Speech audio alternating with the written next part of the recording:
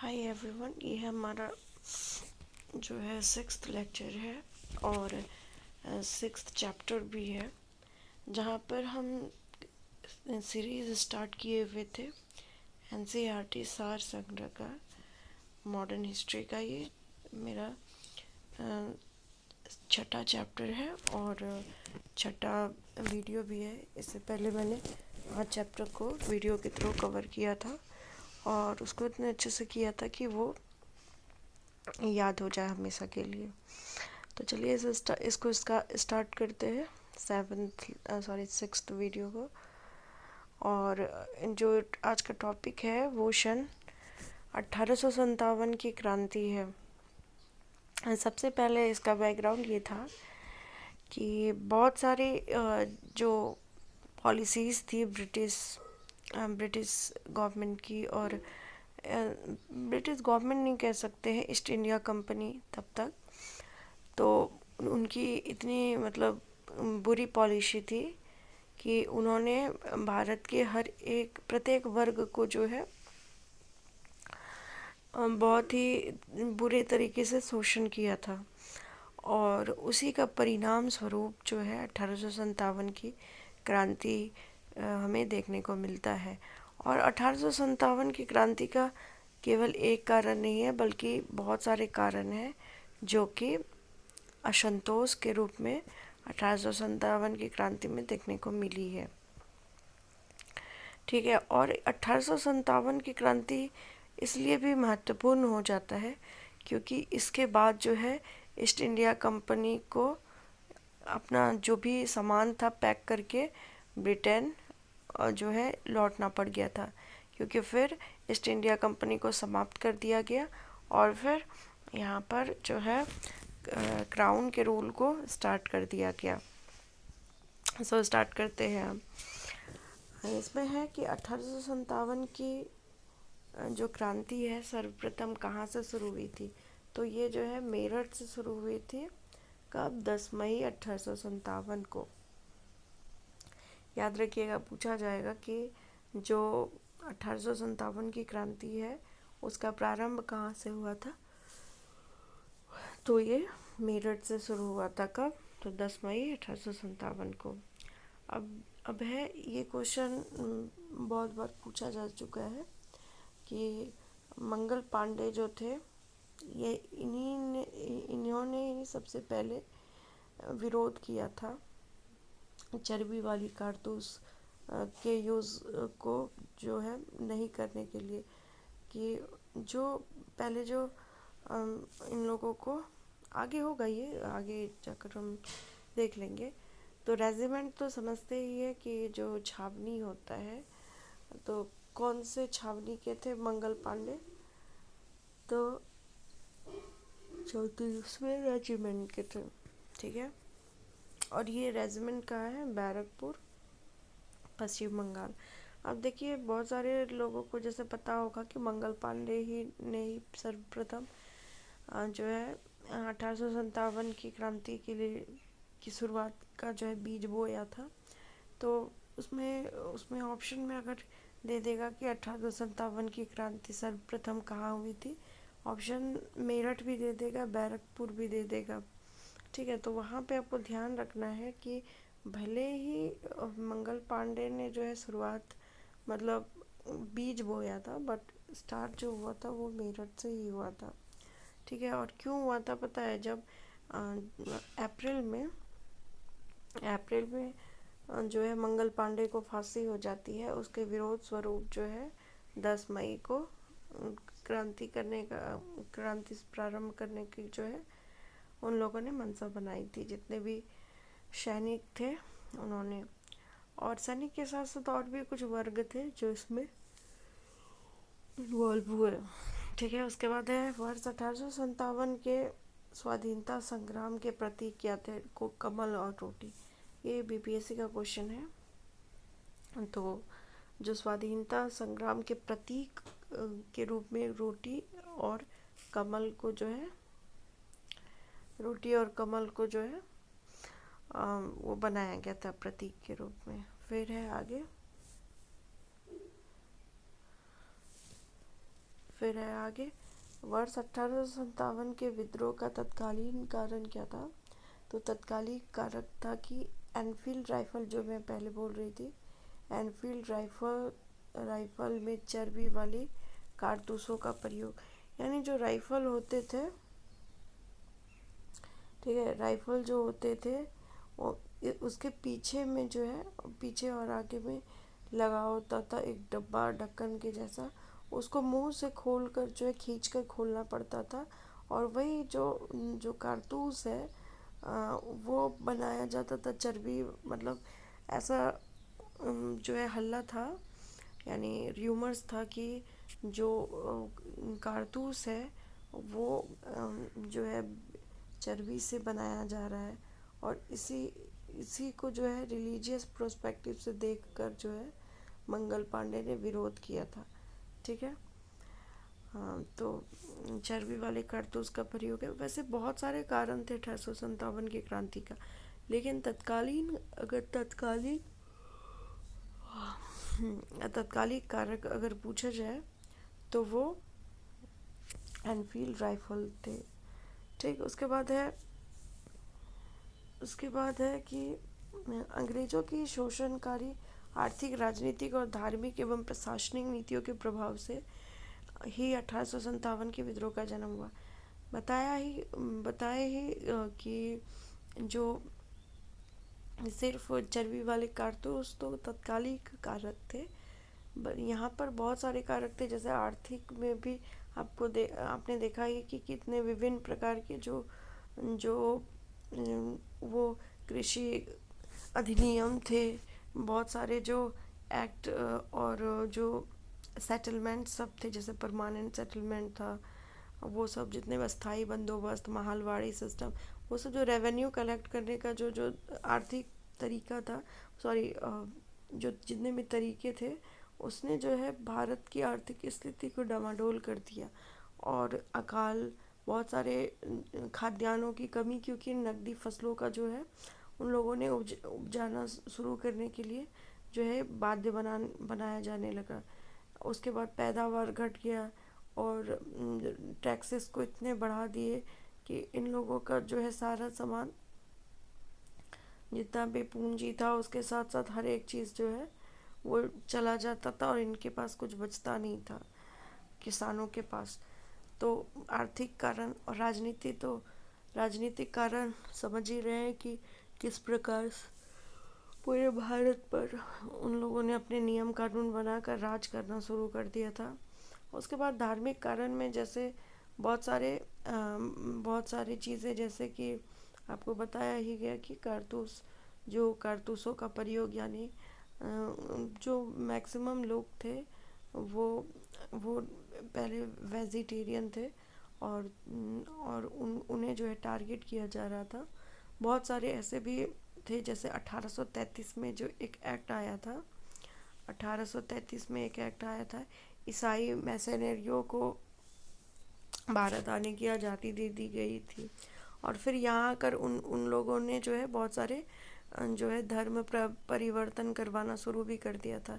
तो ये सब भी बहुत बड़ा कारण बन गया, जिससे कि इन लोगों को पहले से तो था ही, और 1857 में जो तत्कालिक कारण मिल गया, तो फिर ये लोग बोले नहीं। फिर प्रशासनिक भी बहुत सारे रीजंस थे, जैसे कि उनका जो शासन प्रशासन था वो हमेशा से ही शोषणकालिक रहा था, मतलब शोषण करने वाला रहा था, जिसके कारण एक बहुत बड़ा वर्ग जो है इस असंतोष से जो है जूझ रहा था, जिसका परिणाम 1857 की क्रांति के रूप में देखने को मिला। ठीक है, उसके बाद 1857 के विद्रोह के समय भारत का गवर्नर जनरल कौन था? कल ही बताए थे, लॉर्ड कैनिंग, मतलब पिछले वीडियो में बताए थे, लॉर्ड कैनिंग थे। उसके बाद 1857 के विद्रोह के समय ब्रिटिश प्रधानमंत्री कौन थे? बहुत इम्पोर्टेंट है, बहुत बार पूछा जा चुका है। तो पामस्टर्म थे। ठीक है, अब देखिए, इसको ट्रिक से याद करवा देते हैं, न्यूमेरिक से। अभी देखिए, हमने देखा कि जो जो प्रतीक था स्वाधीनता संग्राम, मतलब 1857 के विद्रोह का प्रतीक था कमल और रोटी। ठीक, अब कमल और रोटी को जो है हम लोग कहाँ पे रखेंगे, मतलब कमल फूल है और रोटी है तो उसको हाथ से ही ना पकड़ेंगे, हाथ में हथेली, ठीक है। और हथेली को इंग्लिश में क्या कहा जाता है, पाम कहा जाता है, ठीक है। हाँ, तो पाम कहा जाता है। तो ब्रिटिश प्रधानमंत्री कौन थे, पामस्टम थे, ठीक है। रिलेट कर लीजिए इसको, पाम पाम, ठीक है, पामस्टन। तो प्रधानमंत्री कौन थे, पामस्टन थे। उसके बाद 1857 के स्वतंत्रता संग्राम से संबंधित पहली घटना थी कि सैनिकों का दिल्ली के लाल किला पर पहुंचना।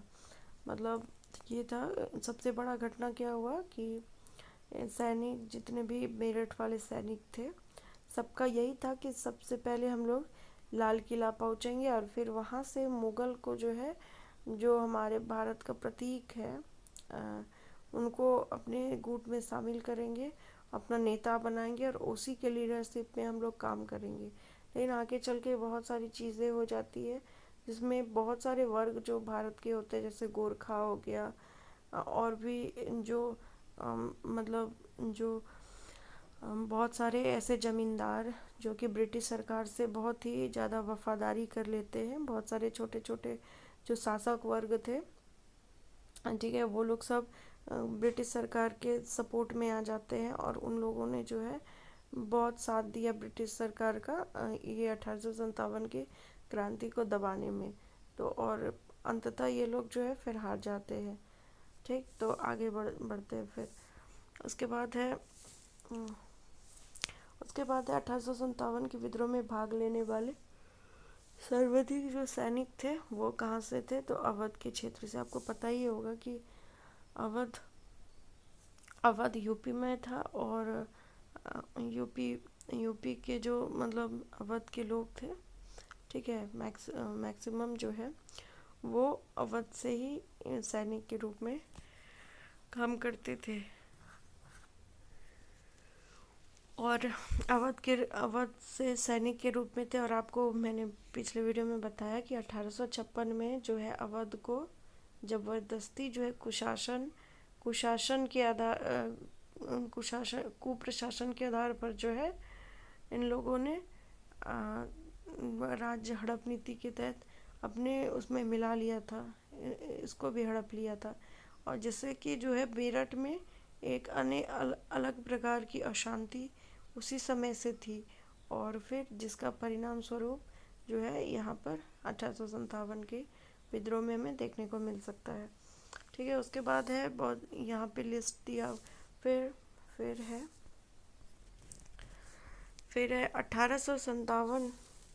1857 में किसने इलाहाबाद को आपातकालीन मुख्यालय बनाया था। तो अगर पूछा जाए कि 1857 में को आपातकालीन मुख्यालय जो है बनाया गया था, किस जगह को जो है आपातकालीन मुख्यालय बनाया गया था, तो इलाहाबाद इलाहाबाद शहर जो था वो आपातकालीन मुख्यालय था। किसने बनाया था, लॉर्ड कैनिंग ने। तो जो वहाँ उस समय गवर्नर जनरल होगा वही तो डिसीजंस लेंगे। तो उन्होंने ही जो है इलाहाबाद को आपातकालीन मुख्यालय बनाया था। याद रखिएगा, इलाहाबाद जो था वो तत्कालीन जो है आपातकालीन मुख्यालय था, ठीक। केंद्रीय संगठन की कमी तथा सुनियोजित रणनीतियों के अभाव में 1857 के विद्रोह का जो है विद्रोह असफल रहा। अब देखिए, केंद्रीय संगठन की कमी मतलब अब जो हमारे सेंटर में थे वो मुगल थे, बहादुर शाह जफर टू, ठीक है, बहादुर शाह जफर टू थे जो कि बहुत ही एज्ड थे, मतलब बूढ़े हो चुके थे और वो पूरे भारत को अच्छे से लीड नहीं कर पा रहे थे। मतलब पूरे भारत में जहाँ जहाँ ये 1857 की क्रांति हुई थी सब जगह इनका जो है पहुँच नहीं था। और उसके साथ साथ जो है हर एक जो 1857 की क्रांति शुरू करने का जो मोटिव था, हर एक राज्य हर एक जगह का जो है अलग अलग था। सैनिक का अपना अलग था, फिर जैसे झांसी हो गया, अवध हो गया, सबके अपने अपने जो है अपने अपने कंसर्न थे, अपने अपने मोटिव थे।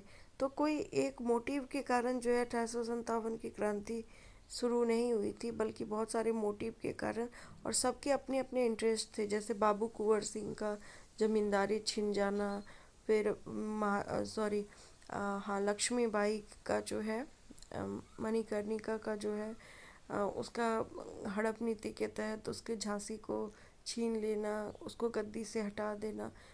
तो सबके अपने अपने जो है यहाँ पे मोटिव थे, अपने अपने इंटरेस्ट थे, जिसके कारण जो है ये उतने अच्छे से इम्पैक्टफुल नहीं रह पाया।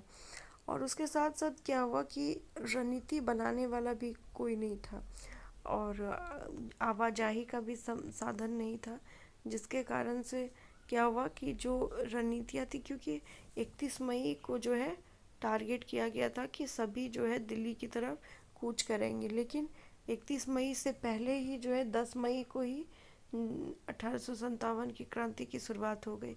तो बीच में गैप भी हो गया कि 31 को बहुत लोगों को पता था और 10 से ही शुरू कर दिया गया। तो ये सब जो है सुनियोजित रणनीति भी नहीं रही, जिसके कारण से इसमें असफलता हमें देखने को मिली। अब है 1857 में लखनऊ में 1857 की क्रांति का जनक बेगम हजरत महल है। अब देखिए बहुत कंफ्यूजन होता है कि कानपुर, लखनऊ, ये सब यूपी का एक ही जगह, एक ही जैसा लगता है, फैजाबाद। तो अब देखिए लखनऊ क्या होता है, लखनऊ का नवाब आपने सुना होगा। तो लखनऊ के नवाब का घर कैसा होता है, महल वाला होता है, ठीक है, महल पैलेस वाला होता है। तो अब महल जिसमें आएगा वही तो लखनऊ से लीड करेगा। तो बेगम हजरत महल, ठीक है, याद रहेगा अब हमेशा के लिए, क्योंकि बहुत बहुत यूपी के बहुत सारे शहर हैं, उसमें हम लोग कंफ्यूज कर जाते हैं कि बेगम हजरत महल ने कहाँ से किया था। तो दैट इज लखनऊ से, ठीक। उसके बाद 1857 ईस्वी के स्वाधीनता संग्राम के प्रमुख भूमिका निभाने वाली रानी लक्ष्मीबाई का जन्म कहाँ हुआ था, वाराणसी में, ठीक है। देखिए बहुत लोग गलत मार देते हैं कि उन लोगों वो लोग जो है रानी लक्ष्मीबाई का जन्म स्थान कहीं ग्वालियर मार देते हैं, तो कभी झांसी मार देते हैं।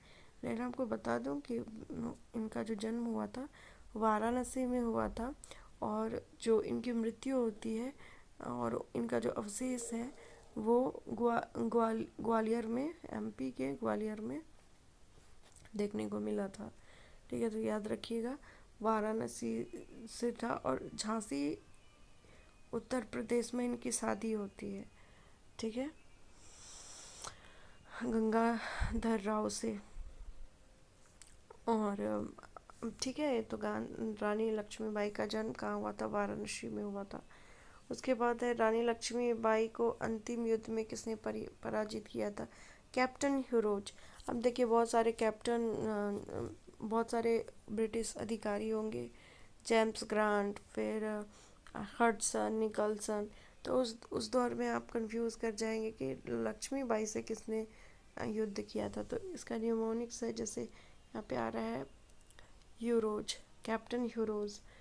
तो रोज का साउंड आ रहा है, फूल, फूल, ठीक है। तो रानी लक्ष्मीबाई इतनी बहादुर थी कि इनको रोज फूल से रोज फूल देना चाहिए, ठीक है। तो ह्यूरोज, कैप्टन ह्यूरोज जो है रानी लक्ष्मीबाई, तो याद रखिएगा। उसके बाद है असम में 1857 ईस्वी की क्रांति का नेता दीवान मणिग्रह दत्त था, याद रखिएगा। 1857 में ये सब क्वेश्चन आता है, क्योंकि बहुत सारे लोग तो जानते हैं कि बिहार से किसने नेतृत्व किया था, लखनऊ से किसने किया था, लेकिन असम सब वाला जो नॉर्थ ईस्ट वाला रीजन है वहाँ हम लोग कम ही याद करते हैं, और इसी वजह से यही इसी तरह के क्वेश्चन बन जाते हैं। तो असम में 1857 ईस्वी के क्रांति का नेता जो है दीवान मनीराम दत्त थे, ठीक है। कौन थे, तो दीवान मनीराम दत्त थे असम में। उसके बाद है फैजाबाद में विद्रोह कर रहे किस क्रांतिकारी को पकड़ने के लिए अंग्रेजों ने जो है 50,000 का इनाम रखा था। मौलवी अहमदुल्ला। ये जो मौलवी अहमदुल्ला थे ना, इनको कट्टर दुश्मन भी कहा जाता था ब्रिटिश सेना का। इसको घोषित कर दिया था कि ये मेरा हम लोगों का कट्टर दुश्मन है, और इसको जो है फैजाबाद से पकड़ा था। मौलवी अहमदुल्ला को के विद्रोह कर रहे थे, 50,000 इनाम रखकर इसको जो है पकड़ने के लिए हो रखा था। असम से फिर से दोबारा मैं रिकॉल करती हूँ। दीवान मनीराम थे, मनीराम दत्त थे, ठीक है। उसके बाद एक कानपुर से विद्रोह का नेतृत्व कर रहे थे नाना साहब, और उन्होंने अपना जो सेनापति नियुक्त किया था वो तात्या टोपे को किया था, जिनका बचपन का नाम और रियल नेम जो है रामचंद्र पांडुरंग भी था, ठीक है। रामचंद्र पांडुरंग भी था। तो कानपुर से विद्रोह का नेतृत्व कौन कर रहे थे? नाना साहब कर रहे थे कानपुर से, ठीक है। और उसके बाद जो है और इनका जो सेनापति था वो तात्या टोपे थे, और तात्या टोपे को जो है रामचंद्र पांडुरंग भी कहा जाता है, ठीक।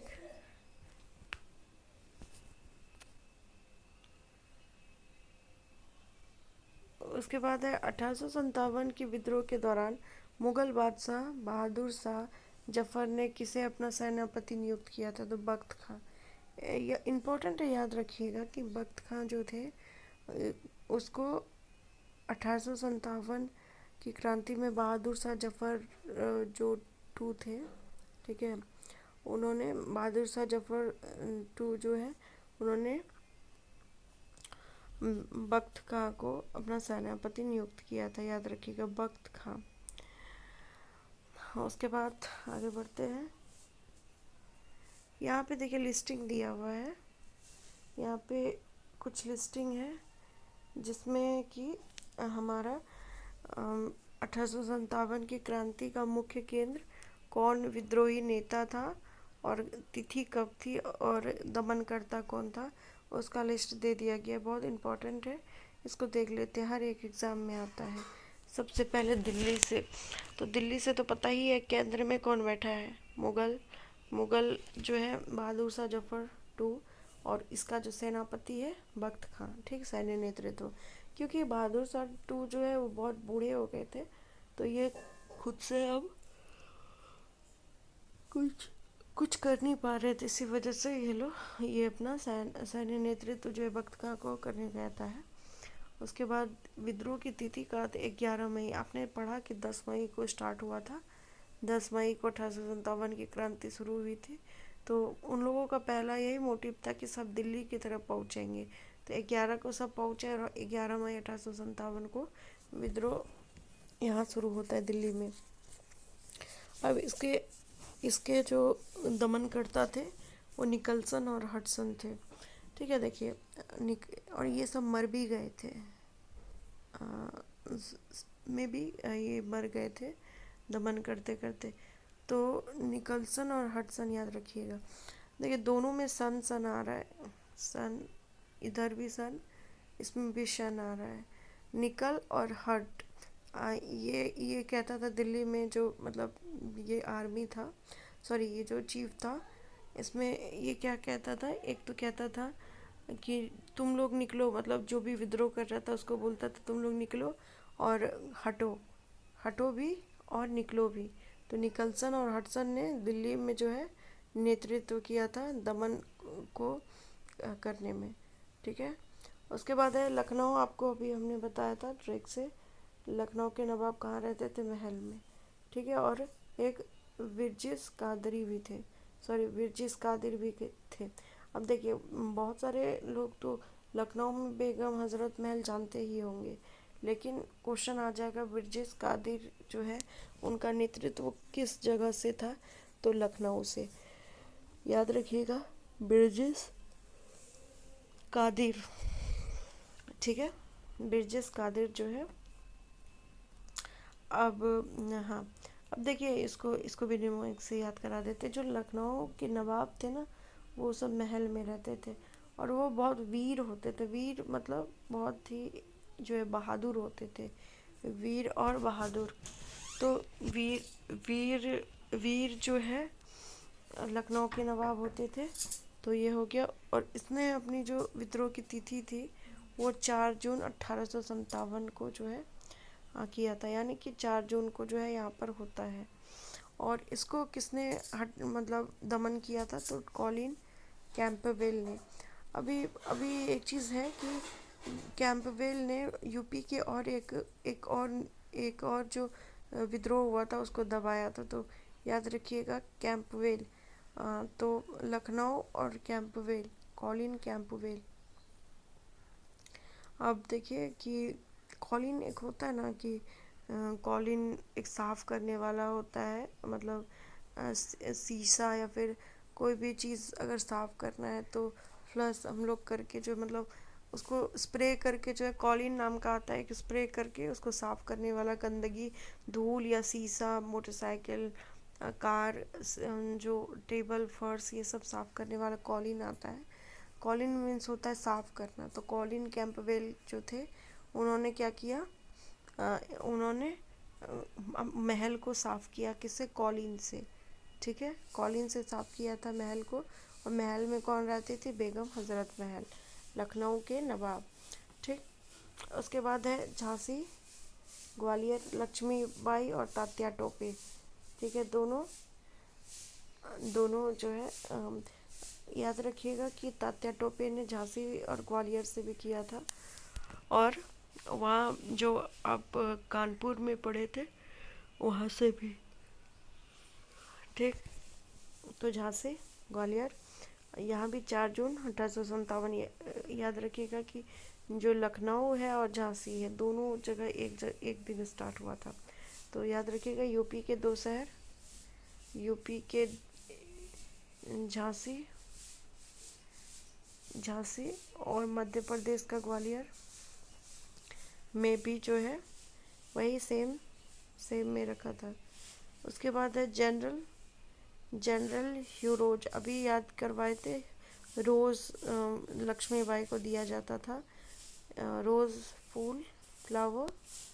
तो जनरल ह्यूरोज। ठीक है, अब आगे बढ़ते हैं। दोनों याद रखिएगा 4 जून। कॉलिन से महल साफ करते थे तो कॉलिन और कॉलिन कैंपबेल। अब देखिए कानपुर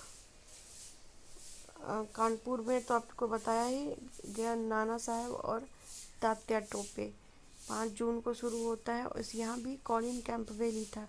लखनऊ और कानपुर में दोनों जगह जो है कानपुर क से कैंपबेल और कॉलिन। ठीक है, कानपुर और कैंपबेल और कॉलिन दोनों ही। अब देखिए कान हमारे हमारे अंदर का हमारे में कान होता है। और हम लोग फ़ोन जब सुनते हैं, कॉल जब सुनते हैं तो किससे सुनते हैं? कान में फ़ोन लगाकर, कान में कॉल लगाकर हम लोग सुनते हैं। कान में फ़ोन लगाकर हम लोग जो है कॉल सुनते हैं। ठीक। तो यहाँ पर 5 जून को शुरू हुआ था। याद रखिएगा लखनऊ और झांसी में 4 जून और यहाँ 5 जून को हुआ था, यानी कि कानपुर में बाद में शुरू हुआ था। उसके बाद है इलाहाबाद में लियाकत अली 6 जून को 1857 को। और यहाँ पे जो है कर्नल नील थे। इलाहाबाद से साउंड कर रहा है कि यहाँ पर नील की खेती होती होगी, मतलब इलाहाबाद सब में होती थी। तो उसी से याद रखिएगा कि कर्नल जो है नील हमारा यहाँ का दमन करता था। तो इलाहाबाद, लियाकत अली। यहाँ भी देखिए यहाँ पे आ रहा है इलाहाबाद, ला आ रहा है, यहाँ भी ला आ रहा है। तो इलाहाबाद, लियाकत अली और कर्नल नील। आपको इलाहाबाद से साउंड आ रहा है कि नील की खेती इलाहाबाद में होती होगी। तो बस वहीं से याद रखिएगा कर्नल नील। ठीक, उसके बाद है फैजाबाद, फैजाबाद, ठीक है, फैजाबाद मौलवी अहमदुल्ला। ठीक, अब देखिए फैजा से साउंड आ रहा है फौज, फौज यानी आर्मी। आर्मी जो होता है, आर्मी हम लोग जब बनते हैं तो वहाँ पर जो है अहम होता है कि हम लोग बहुत ही बहादुर हों। मतलब फैजा मतलब फ़ौज में जाने के बाद हम लोग, फ़ौज में जाने के बाद फैजाबाद हम लोग बहुत अहम हो जाते हैं, मतलब अहम हो जाते हैं, बहादुर बनना पड़ता है हम लोगों को।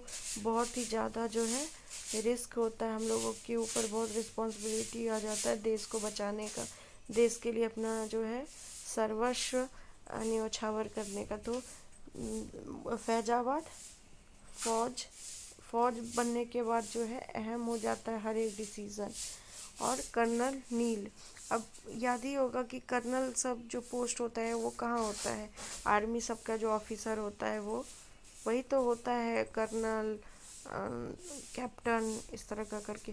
तो कर्नल जो है वो बहुत बड़ा अधिकारी होता है आर्मी में, तो याद रखिएगा। और छुट्टी हो या फिर कोई भी चीज़ हो, कर्नल से हम लोग पूछ कर ही करते हैं, या कोई युद्ध अगर शुरू होता है तो कर्नल के ही परमिशन सब लेकर किया जाता है। तो याद रखिएगा कर्नल नील के बारे में। फिर आगे बढ़ते हैं।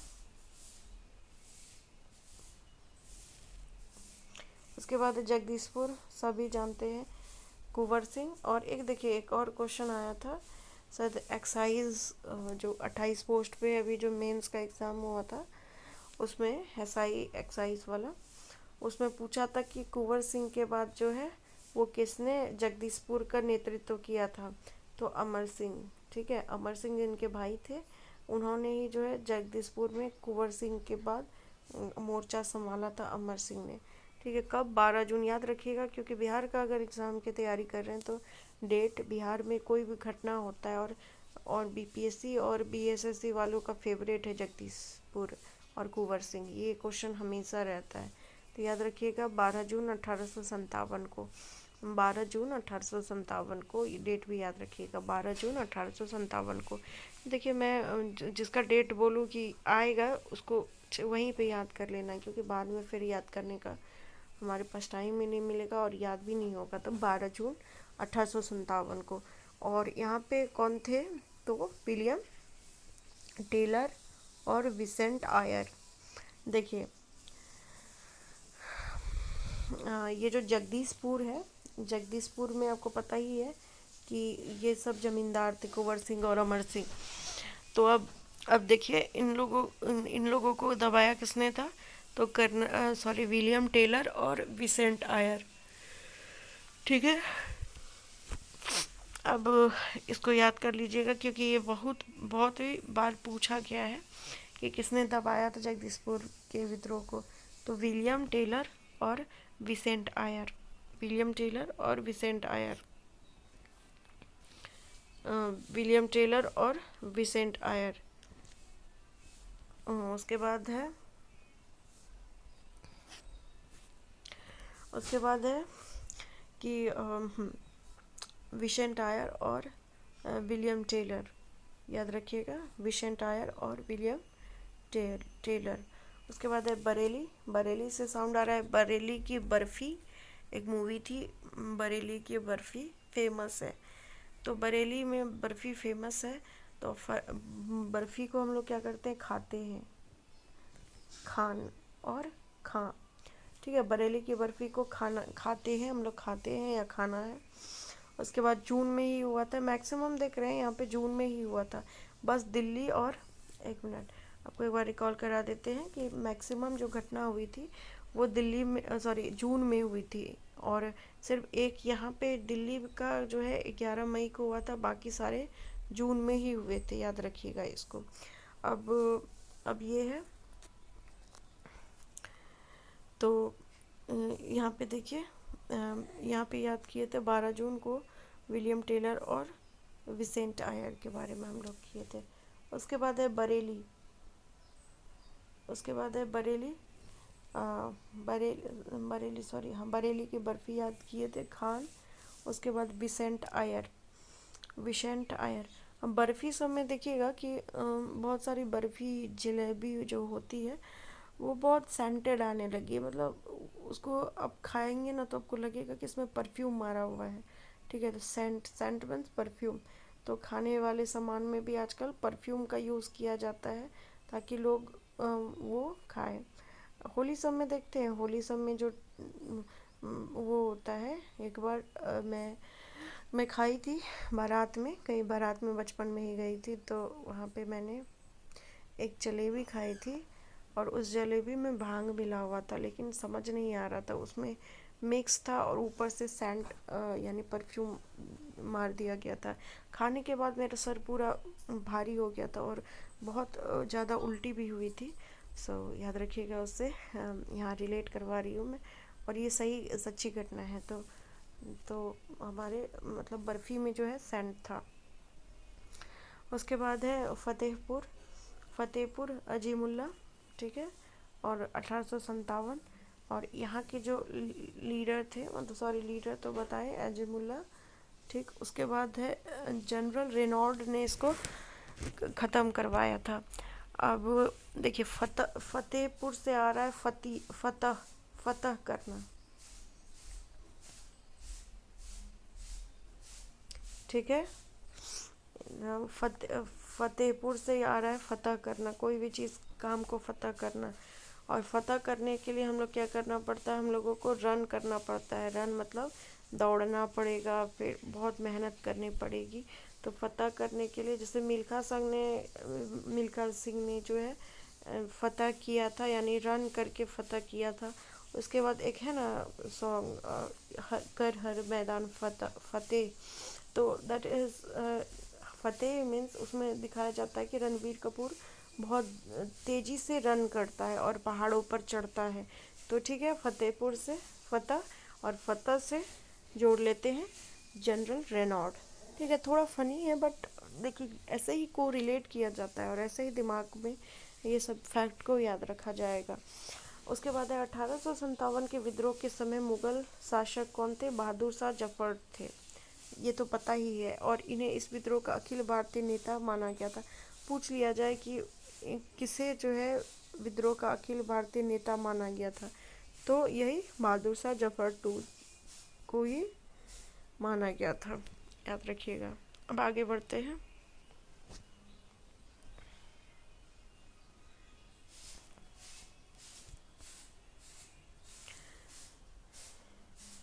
ये चैप्टर थोड़ा बड़ा है, इसी वजह से थोड़ा टाइम लग रहा है, बाकी मैं इसको तुरंत ही कवर करवा दूंगी और 5-10 मिनट में ये कंप्लीट हो जाएगा।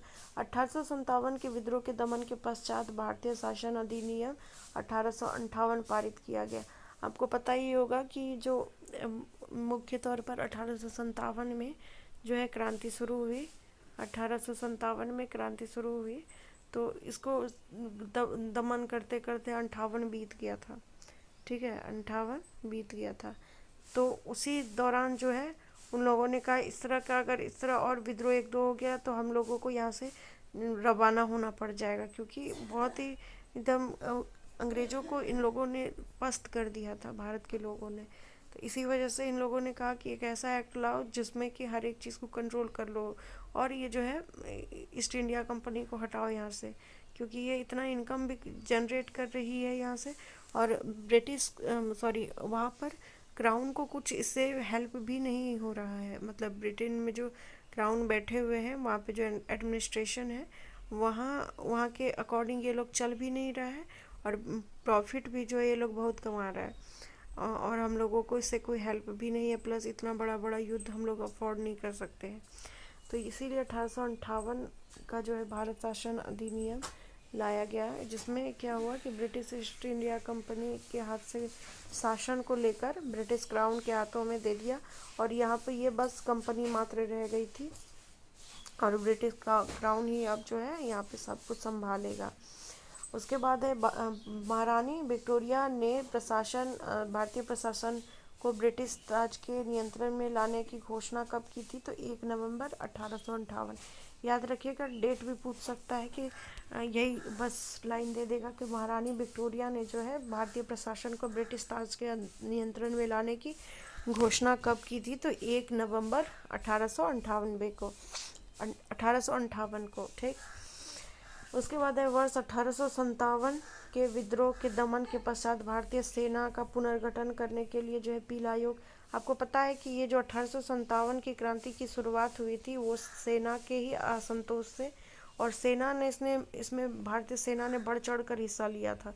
तो बस इन लोगों को अब चिंता सताने लगी थी कि अगर भारतीय ही अगर सेना में ज़्यादा से ज़्यादा संख्या में रहे तो मान लेते हैं भविष्य में इस प्रकार का और भी तो विद्रोह हो सकता है जिससे हम लोग जीत पाना संभव ही नहीं है। इसी वजह से इन लोगों ने कहा कि समीक्षा किया जाए और सेना का फिर से गठन किया जाए, जिसमें कि ब्रिटिशर्स और इंडियन जो सिपाही है उनके बीच में हम लोगों को रेशियो बांटना होगा, जिससे हम लोगों को कोई तकलीफ ना हो। चले आगे फ्यूचर प्लान में आगे बढ़ते हैं। तो पील आयोग जो है किससे संबंधित है? वो पहले सेना के गठन से संबंधित है 1857 के क्रांति के टाइम पे, क्रांति का वो करने के बाद। और महारानी विक्टोरिया ने जो है प्रशासन कब घोषणा की थी ब्रिटिश राज वाला? 1 नवंबर 1858 को। आगे बढ़ते हैं। वर्ष 1858 के भारत शासन अधिनियम के द्वारा लॉर्ड कैनिंग भारत का प्रथम वाइसराय बना। पहले गवर्नर जनरल था भारत का, पहले होता था गवर्नर जनरल। ठीक है, लेकिन जब 1858 का जब भारतीय शासन अधिनियम आया तो फिर ये जो है वाइसराय पोस्ट बन गया था। वाइसराय पोस्ट बन जाने के बाद जो है अब जो भारत का गवर्नर जनरल है उसको वाइसराय कहा जाने लगा। उसके बाद 1857 के विद्रोह में कौन सा शहर जो है शायर जो है अंग्रेजों का आलोचक था? तो मिर्जा गालिब जो है वो आलोचक थे। याद रखिएगा, ये पीवाईक्यू का भी क्वेश्चन है। तो और ये भी तो पूछ सकता है कि मिर्जा गालिब जो है किसके समकालीन थे?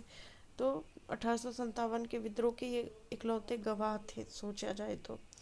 उसके बाद है भारत के शिक्षित मध्य वर्ग और जमींदारों ने 1857 के विद्रोह में तटस्थता बनाए रखी थी। ठीक है, तो मतलब किसने जो है पार्टिसिपेट नहीं किया था? तो शिक्षित मध्यम वर्ग और जमींदार और शिक्षित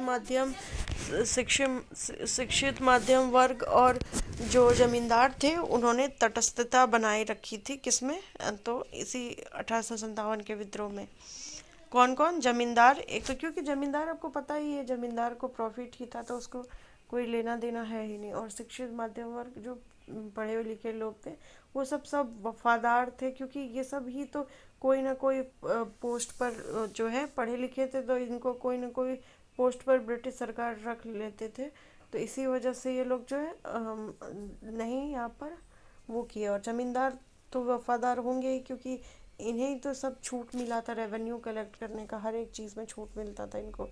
और उसके बाद है 1857 के विद्रोह के कारणों पर भारतीय भाषा में लिखने वाला प्रथम भारतीय कौन था? सर सैयद अहमद खान था। ठीक है, अब 1857 के विद्रोह के कारण जो है ना, इसका एक वो था, उसने जो है 1857 के विद्रोह के कारणों पर प्रकाश डालकर भारत के मतलब भारतीय भाषा में, यानी कि अंग्रेजी या फिर फारसी, इसने भारतीय हिंदी लैंग्वेज में शायद सर सैयद अहमद खान ने जो है पहली बार लिखा था। ठीक है, उसके बाद है कि वर्ष 1857 के विद्रोह में भारत का नेतृत्व जगदीशपुर के जमींदार वीर कुंवर सिंह के द्वारा किया गया था। ठीक है, तो वीर कुंवर सिंह ने जो है ये जगदीशपुर से किया था। उसके बाद अमर सिंह इसके भाई ने। उसके बाद 1857 के स्वाधीनता संग्राम में किस राजवंश ने अंग्रेजों के लिए सर्वाधिक सहायता की थी? तो ग्वालियर के सिंधिया। आपने देखा कि बहुत सारे वर्ग जो थे वो हमेशा से ही जो है इनके सपोर्ट में रहे हैं। और इसी के कारण से ये लोग जीते। जैसे जैसे कि बहुत सारे जो देशी रियासत थे वो लोग भी इन लोगों के सपोर्ट में रहे, तो ग्वालियर के सिंधिया ने जो है इनका सपोर्ट किया था, याद रखिएगा।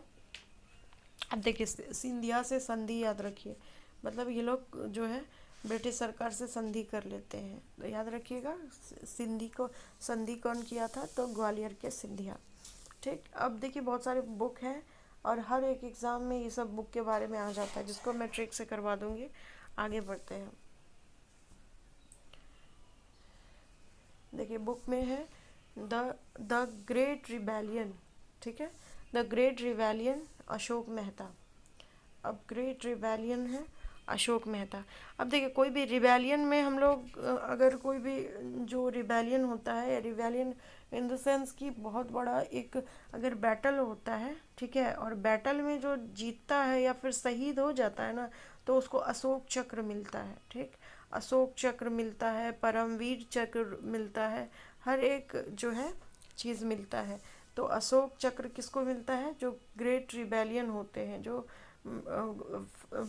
बैटल में अच्छे से लड़ते हैं, उसको अशोक मेहता सॉरी अशोक चक्र मिलता है। ये भी आप एक ट्रिक से याद रख सकते हैं। और एक ट्रिक है कि जो अशोक हमारे महान सम्राट जो थे, अशोक सम्राट, तो वो कितने महान थे, कितने बड़े रिबेलियन थे, ठीक है, कितने बड़े डैशिंग थे वो, कि उनको किसी से डर ही नहीं लगता था।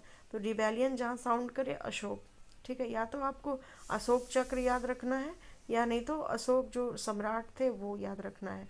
तो अब आपको याद हो गया होगा, बस आंखें बंद करके एक बार रिपीट करिए फिर से कि द ग्रेट रिबेलियन, रिबेलियन कौन करता था, और रिबेलियन करने के बाद क्या मिलता था, अशोक चक्र मिलता था। और जो रिबेलियन कौन करते थे, सम्राट अशोक करते थे। उन्होंने युद्ध किया था ना, कलिंग वॉर, कलिंग वॉर में जीता, फिर धम्म की नीति को अपनाया था, दिमाग में याद रखिएगा। और अशोक ही था कि पूरे इसने हर एक सम्राट, हर एक जगह को जो है जीत लिया था, मार खून और सब कुछ में ये परंपरागत था। तो याद रखिएगा अशोक के बारे में। उसके बाद आगे चलते हैं। First first war of independence, ठीक है, तो विनायक दामोदर सावरकर थे। जो सावरकर थे ना, आपको पता होगा कि सभी कहते हैं जो आरएसएस सॉरी जो सावरकर थे, ठीक है, सावरकर ही बहुत सारे गुप्त जो है विनायक दामोदर सावरकर ही बहुत सारे गुप्त संस्था को भी चला रहे थे। और मतलब ब्रिटेन के खिलाफ बहुत ज़्यादा जो है ये लोग बहुत ही बड़े दुश्मन भी थे सावरकर। ये इन्होंने बहुत सारे गुप्त संस्था, जैसे कि ये जो है हमारा अभिनव भारत भी इसने इन्होंने ही बनाया था।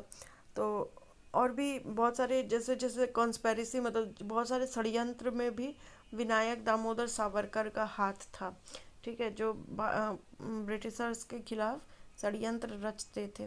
तो अब देखिए षड्यंत्र जो रच रहा है वो बोलेगा ही ना भाई कि ये जो 1857 की क्रांति कोई छोटा मोटा चीज़ नहीं था, ये फर्स्ट वॉर ऑफ इंडिपेंडेंस था। मतलब स्वतंत्रता की पहली जो है लड़ाई थी, स्वतंत्रता के लिए पहली लड़ाई थी 1857 की क्रांति। तो हमेशा याद रखिएगा कि विनायक दामोदर सावरकर के कौन थे, एक पैट्रियार्कल थे, सॉरी ही वॉज ए, आप कह सकते हैं कि बहुत बड़े देशभक्त थे, ठीक है, पैट्रियोट्स थे। तो बहुत बड़े देशभक्त थे। और देशभक्त क्या कहेगा, छोटी छोटी उपलब्धि को भी बड़ा चढ़ा कर दिखाएगा कि ये फर्स्ट वॉर ऑफ इंडिपेंडेंस थे। तो इसको याद रखिएगा। उसके बाद 1857, या तो ये इंग्लिश में लिखा मिल जाएगा या 1857 लिख देगा, ठीक है, ऐसे रोमन में, तो वर्ड में। तो उसके बाद उसका किसने लिखा था, तो एस सेन ने लिखा था, ठीक है। अब देखिए 1857 लिखने के लिए हमें क्या करना पड़ेगा, ऐसे ऐसे करना पड़ेगा 1857 लिखने के लिए, ऐसे। और यहाँ पे भी सेवन है, सेवन, यहाँ भी सेन है ना। देखिए सेन, ये भी सेन, फिर ये भी सेन, उसके बाद यहाँ भी सेन। ठीक, तो 1857 के 1857 नामक पुस्तक किसने लिखा था, तो ऐसा सेन ने याद रखिएगा। सेन यहाँ भी है, यहाँ भी सेन है, दिमाग में हमेशा रखिएगा, क्योंकि ये सारे बुक बहुत इंपॉर्टेंट, हर एक एग्ज़ाम में इस टॉपिक से आएगा और इस टॉपिक में बुक से आएगा। ठीक है, उसके बाद है उसके बाद उसके बाद है sepoy mutiny and the revolt of 1857। Sepoy means होता है सिपाही। ठीक है,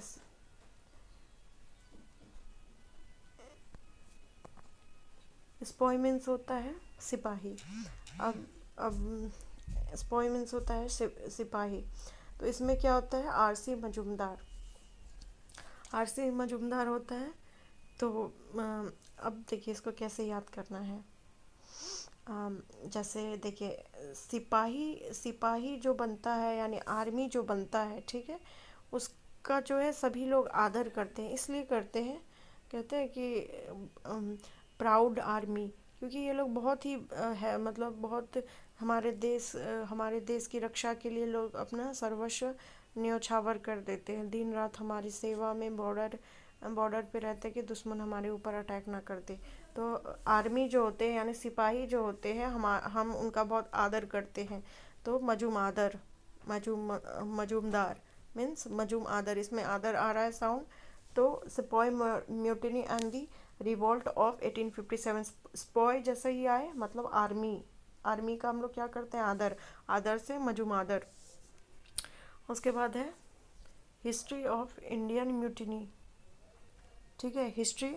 अब देखिए, हिस्ट्री हम लोग जो पढ़ते हैं, कहाँ पढ़ते हैं, घर में बैठकर अपने अपने दादा अपने दादा फिर बूढ़े लोगों से पूछते हैं कि दादाजी, वो जो अकबर थे, वो क्या अच्छे आदमी थे या ख़राब आदमी थे, दादाजी स्टोरी सुनाइए आप कोई भी। तो हम लोग जो स्टोरी सुनते हैं हिस्ट्री की, तो वो लोग दादाजी लोग क्या करते हैं, हमें हिस्ट्री तो सुनाते हैं कहानी के रूप में, कहानी सुनाते हैं। तो वही हिस्ट्री की, एक राजा था, एक रानी थी, इस तरह की।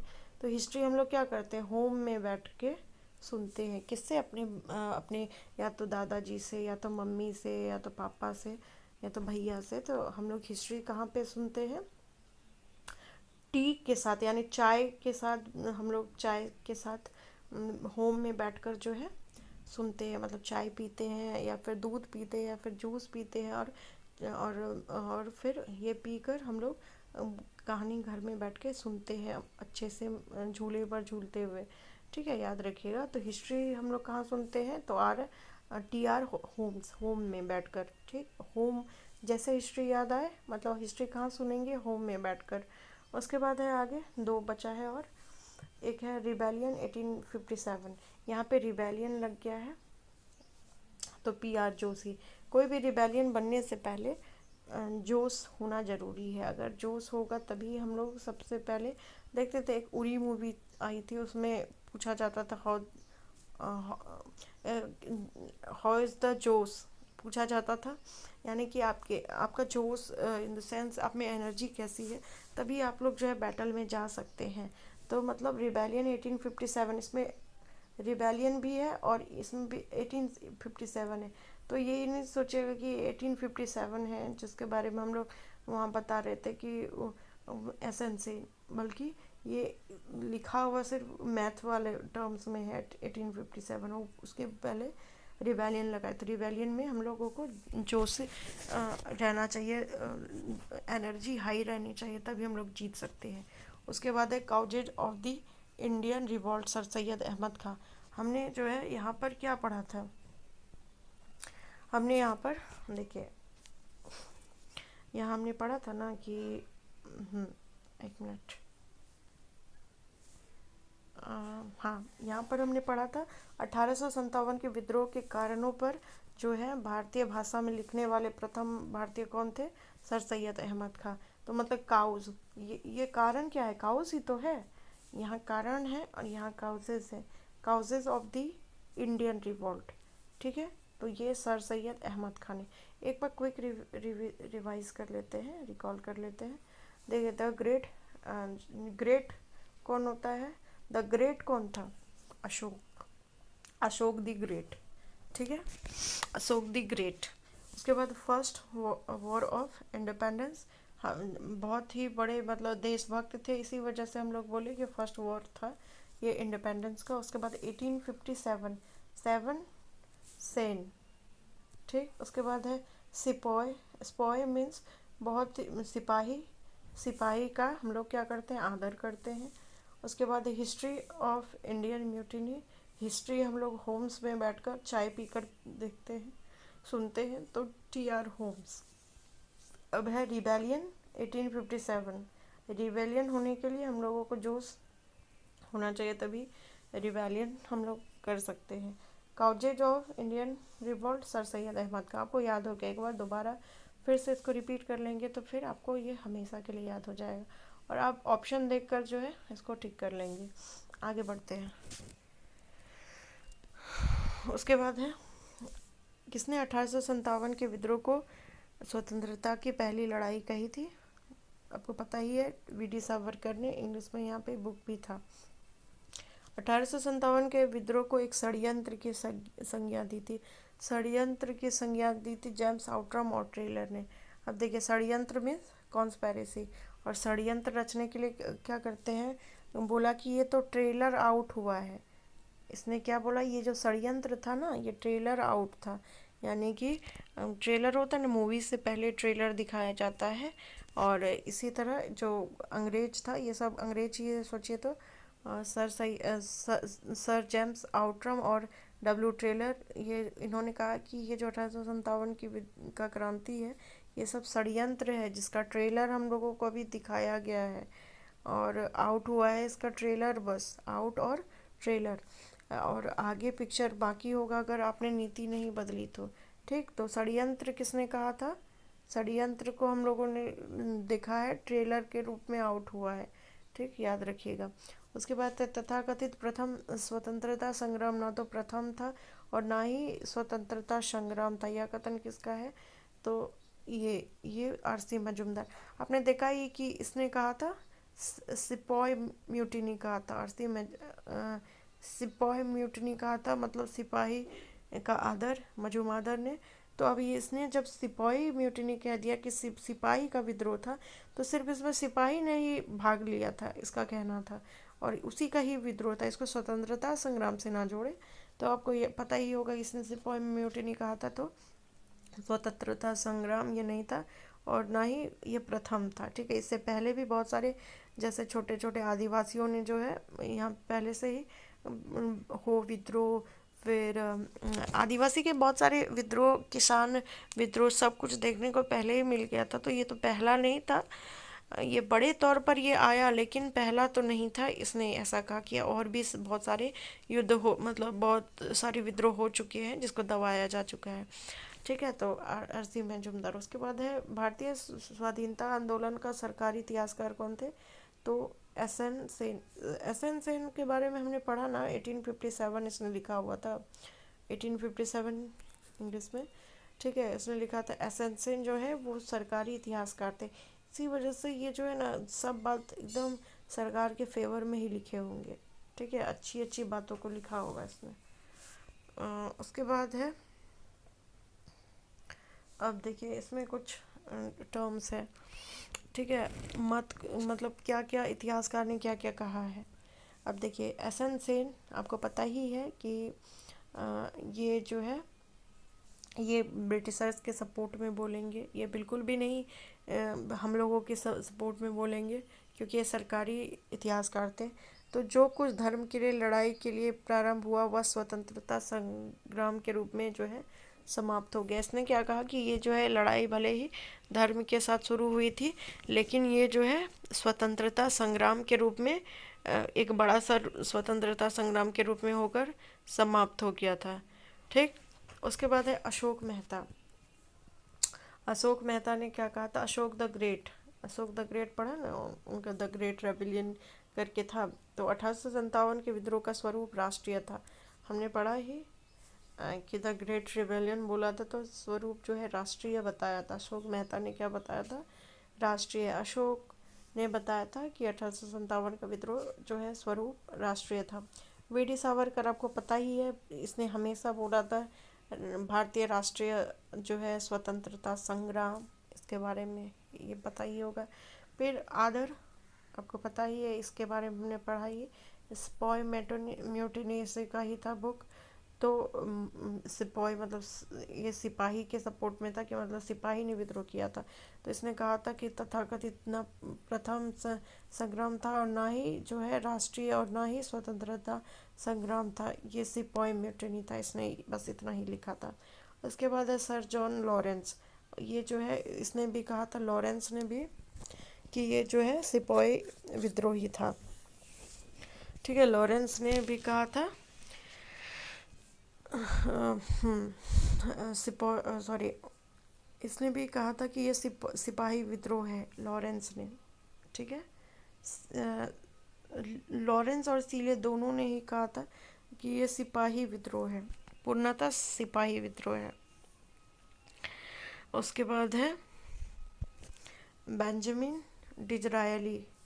ठीक है, इसने कहा था कि यह 1857 का विद्रोह एक राष्ट्रीय विद्रोह था। देखिए, राष्ट्रीय विद्रोह इसने इसने कहा कि राष्ट्रीय विद्रोह था, याद रखिएगा। बेंजामिन डिज़रायली ने कहा था कि 1857 का विद्रोह एक राष्ट्रीय विद्रोह था, याद रखिएगा। उसके बाद आगे चलकर रॉबर्टसन पी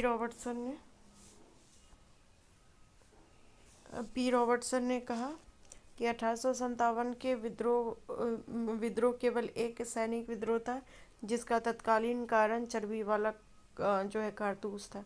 याद रखिएगा कि रॉबर्टसन जो है, इसने रॉबर्टसन ने क्या कहा कि ये जो है सैनिक विद्रोह ही था, लेकिन इसका कारण जो है तत्कालीन जो कारण था वो चर्बी वाला कारतूस था, जो कारण था वो उसी के बारे में बात किया पी रॉबर्टसन ने। फिर टी.आर. होम्स, यह एक सभ्यता और बारबरता का संघर्ष है। अब होम में बैठकर हम लोग क्या करेंगे, होम के लिए हर एक चीज़ तो कल्चरल ही उसको चाहिए, हर एक चीज़ कल्चरल चाहिए। होम के लिए क्या चाहिए, सब कुछ कल्चरल चाहिए, हर एक चीज़ अच्छे तरीके से चाहिए। तो टी.आर. होम्स ने क्या कहा, और इसने हिस्ट्री वाला जो लिखा था, हिस्ट्री ऑफ 1857 वाला कहानी इसने लिखा था। तो होम्स जो है, होम्स ने क्या बोला कि ये सभ्यता और बारबरता का है। तो सभ्यता कहाँ आएगा, जो होम में रहेगा वही ना, सभ्यता और बारबरता के बारे में पता चलेगा हम लोगों को।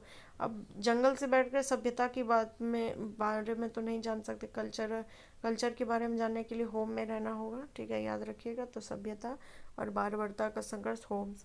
उसके बाद डब्ल्यू टेलर और जेम्स आउट्रम। तो क्या हुआ, यह अंग्रेजों के विरुद्ध हिंदू मुसलमानों का षड्यंत्र था।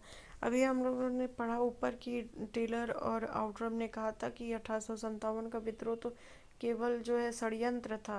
तो यानी कि ट्रेलर आउट हुआ था कि षड्यंत्र था 1857 का विद्रोह।